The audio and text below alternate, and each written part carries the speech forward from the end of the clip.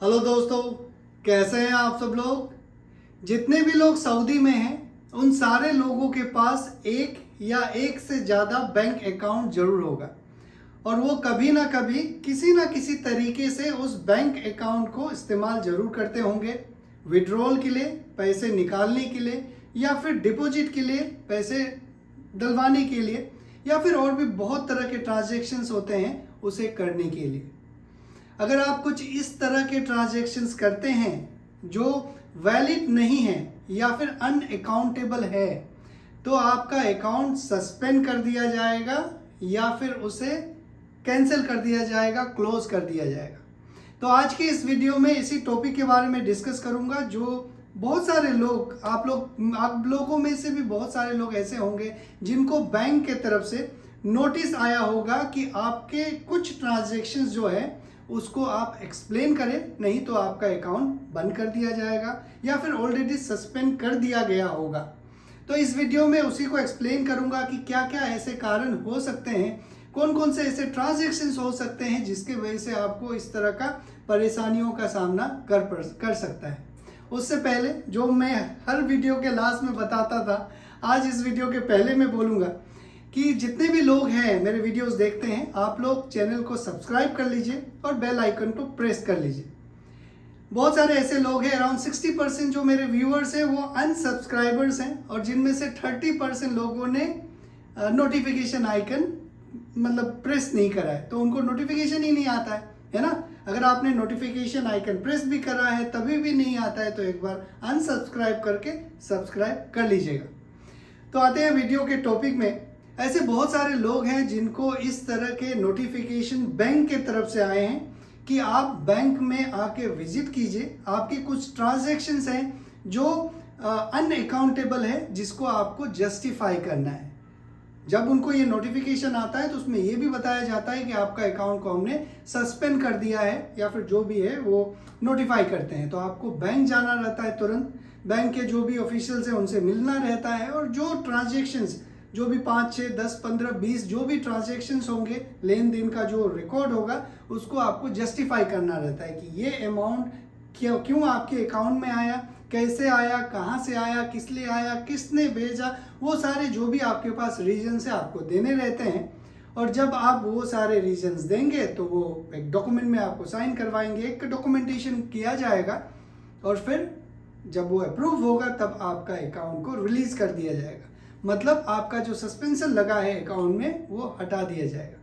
यहाँ पे उन लोगों के लिए कोई परेशानी वाला बात नहीं है जो वैलिड रीजन से ट्रांजैक्शन कर रहे हैं या फिर अकाउंटेबल ट्रांजैक्शंस है या फिर उनके पास हर एक ट्रांजैक्शंस का वैलिड रीजन है, उन लोगों के लिए कोई प्रॉब्लम नहीं है। लेकिन उन लोगों के लिए ज़रूर प्रॉब्लम है जो अनऑथराइज कुछ ट्रांजैक्शंस ऐसे हैं जो करते हैं, जिनके पास उनके पास रीजंस तो है लेकिन वो वैलिड रीजन नहीं है, बैंक को नहीं बता सकते। तो उन लोगों के बारे में ज़्यादा एक्सप्लेन करूंगा कि ऐसे कौन कौन से ट्रांजैक्शंस हैं जिससे आप लोगों को, हम लोगों को बचना चाहिए। ओके, और कुछ ट्रांजैक्शंस ऐसे हैं जो हम लोग लीगली करते हैं लेकिन बैंक के सिस्टम में उसे एक ऑब्जेक्शनेबल, एक शक के निगाह से देखा जाता है कि ये ट्रांजैक्शन से मूवमेंट मनी का क्यों हो रहा है। ओके, तो पहली बात ये कि अगर आपको कोई आदमी ये बोलता है कि आप खराब हैं, आप गलत हैं, इसीलिए क्योंकि आपने उनका मदद नहीं करा, तो उस आदमी से आपका कोई लेना देना होना नहीं चाहिए। अगर आपको या मुझे कोई अगर अच्छा इसलिए बोलता है क्योंकि मैं या आप उनको मदद करते हैं तो उस तरह का अच्छाई नहीं होने से ही ठीक है। ये बात मैं आपको इसलिए बता रहा हूँ क्योंकि कई बार ऐसे होता है कि लोग आपको बोलते हैं कि भाई ये पैसे हैं, ये मेरा कुछ प्रॉब्लम है, आप अपने अकाउंट में ले लीजिए और यहाँ पे किसी को ट्रांसफ़र कर दीजिए।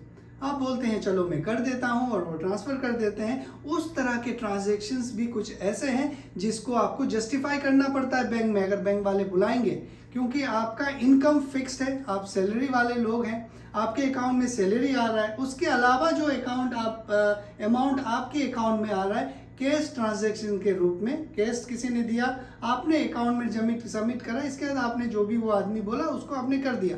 यहाँ पे आपने तो एक मदद कर रहा था, लेकिन बैंक वाले आपका अकाउंट सस्पेंड करेंगे, आपको जस्टिफिकेशंस मांगेंगे कि भाई वो पैसा जो तुमने सबमिट किया था वो कहाँ से आया, आया तो किसने दिया, उसको कहाँ से आया, ओके, और जिसको आपने भेजा वो कौन है, वो कैसे आप जानते हैं, 10 तरह के सवाल होते हैं। तो इस तरह के ट्रांजैक्शन से हम सारे लोगों को बचना चाहिए।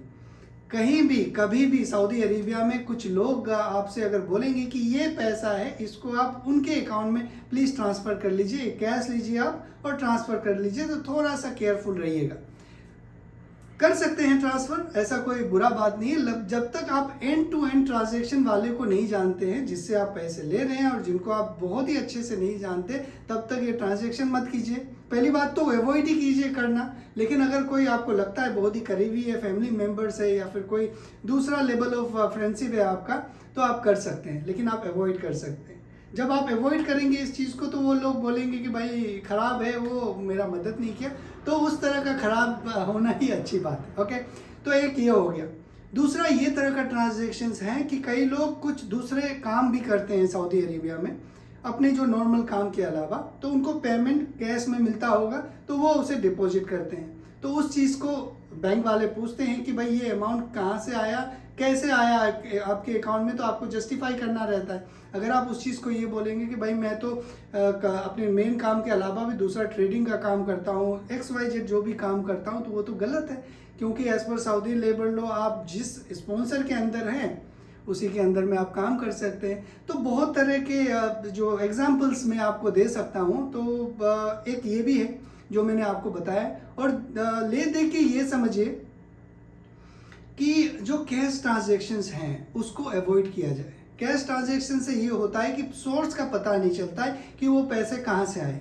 अगर मान लीजिए कोई ऑनलाइन टू ऑनलाइन ट्रांजैक्शन है, उसका रिकॉर्ड रहता है, वो अकाउंटेबल ट्रांजैक्शन है। अगर मुझे किसी ने ये बोला कि मैं आपको आपके अकाउंट में ऑनलाइन अगर मैं आपको 10,000 रियाल भेज दे रहा हूँ, प्लीज़ आप इससे वो मेरे इंडियन अकाउंट में भेज दीजिए या पाकिस्तान अकाउंट में भेज दीजिए, इधर उधर भेज दीजिए, तो वो बहुत ही एक सेफर वे ऑफ हेल्प रहता है या फिर ट्रांजैक्शन रहता है, क्योंकि उस समय आपके पास वैलिड जस्टिफाई करने वाले रीजंस रहते हैं कि मुझे वो फलाना अकाउंट से आया मेरे अकाउंट में, मैंने उनको भेज दिया। वही अगर आपका अगर किसी कैश वाले से आ रहा होगा तो आप उसे नहीं बता सकते, क्योंकि वो कैश कहाँ से आया आपको पता नहीं, और जिनको आप फिर ट्रांसफ़र कर रहे हो वो आदमी कहाँ इस्तेमाल करेगा वो आपको पता नहीं। तो एक बार अगर इस तरह के झमेला में पड़ जाएंगे तो फिर बाद में कोई बचाने नहीं आएगा, कोई पूछने वाला भी नहीं होगा, जिसको आपने मदद किया था वो भी नहीं आपको पूछेगा।